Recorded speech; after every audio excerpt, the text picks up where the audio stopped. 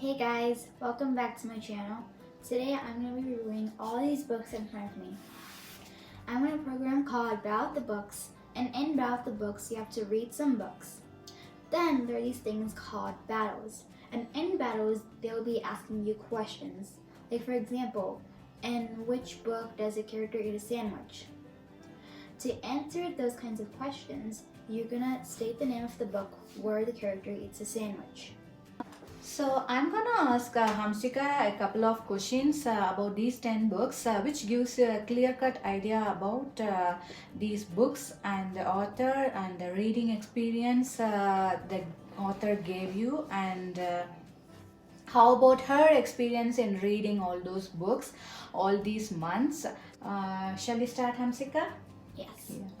Okay, you can rate these 10 books from 10 to 1, like from least to greatest, in your overall reading experience regarding location, regarding the characters, and your intact experience the author gave you while reading, and regarding the scenes he created. And can you please rate these books from 10 to 1? Okay. So first, I'm gonna start with Alone. So it was a good book. It was creative, but I feel like sometimes it wasn't very consistent, meaning that it got boring at some times, but it got like interesting after that.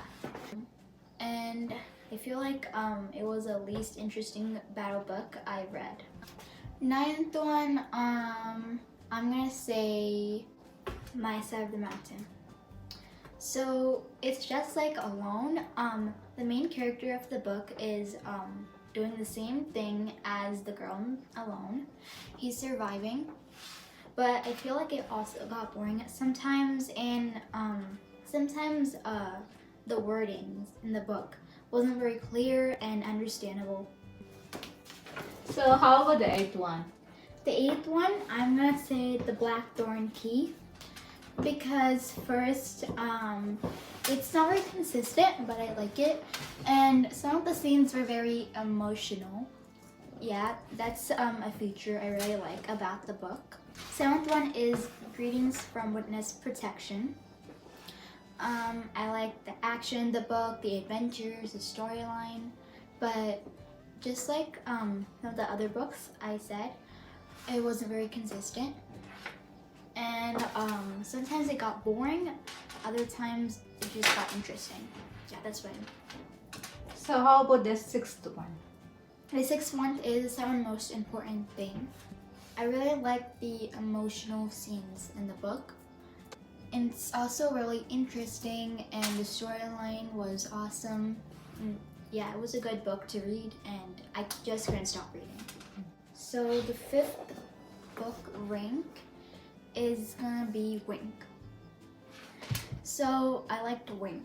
It was very creative, and I liked the little comic drawings on the pages and stuff. Yeah, and I really liked the storyline. And yeah, it was super creative. And the fourth place goes to? K-Makers. Alright. So the reason why I'm saying K-Makers is because I liked how they like show the perspectives of like the four main characters, and yeah, I really liked the way they wrote the book, and the wordings were awesome. How about the third one? The Marvelers. So The Marvelers, I just can't stop reading it. It was a good book, and the villain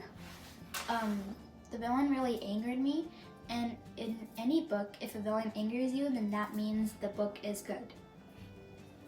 So do you think a strong theme should have a strong villain? Yeah, with strong emotions. Especially for the adventurous books, right? Yes. Okay. The second one is The Last Shadow Warrior. It had strong emotions, a good plot, and the plot twists were awesome.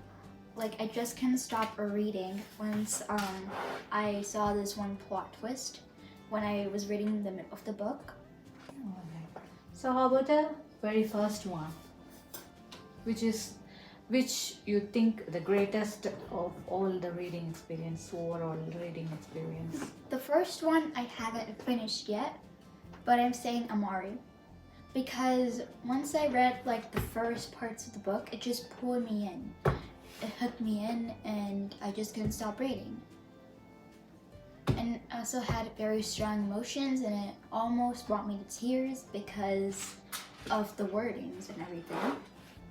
So, regarding characterization, which author give you a good, interesting characters, and which author gives you a least interesting character in these books? So the most interesting character and the least interesting character? Yeah. So they can be in different books, right? So The Last Shadow Warrior, I think it had the most interesting characters. Like the Grendel, for example. The Grendel is a villain in The Last Shadow Warrior. And I thought it was really interesting. But Grendel don't have a figure, right? Yeah. Those are all just creatures, right? Yeah, creatures. They're terrifying creatures. But I really like the backstory of the Grendels. And also the author described the creatures in a very interesting way, right? Yeah. Okay. Is that not so scary? It's not very scary. Okay. But I think the Blackthorn Key is a bit violent. Alright. Which book have the least interesting characterization? I can't say that because every author has their own way of, characterization. So how about the family emotions and bonding in these books? Greatest to Witness Protection is an obvious answer to that because Nikki joins a family to help them escape from the mafia, but even though Nikki wasn't related to the family she was helping, they still had this emotional bond. Can you rate any 3 books which gives you overall adventurous reading experience, Hamsika? Okay, so the first book I said was I said The Mountain. That'll be rank 3. The second book will be, I'm gonna say this one, The Marvelous. Because the quest to see Master the Core and everything, that was adventurous. And yeah, basically some parts of the book were super adventurous. And yeah, they were interesting also.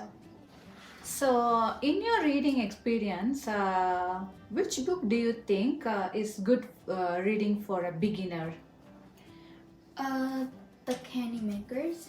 I know it's a big book, but I'll teach beginning readers to read big books, And the wordings in the book are also super easy to understand, and basically it's just an easy book to read. Which author impressed you a lot in fact of the detailing and description of the scenes and characters and overall storyline?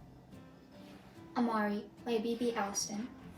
So I think they described Amari's emotions really well, the author, about how she felt about her brothers missing and everything.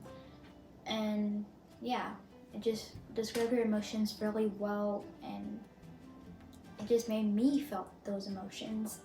And I didn't think a book like Amari could do that. Thank you for watching, everyone.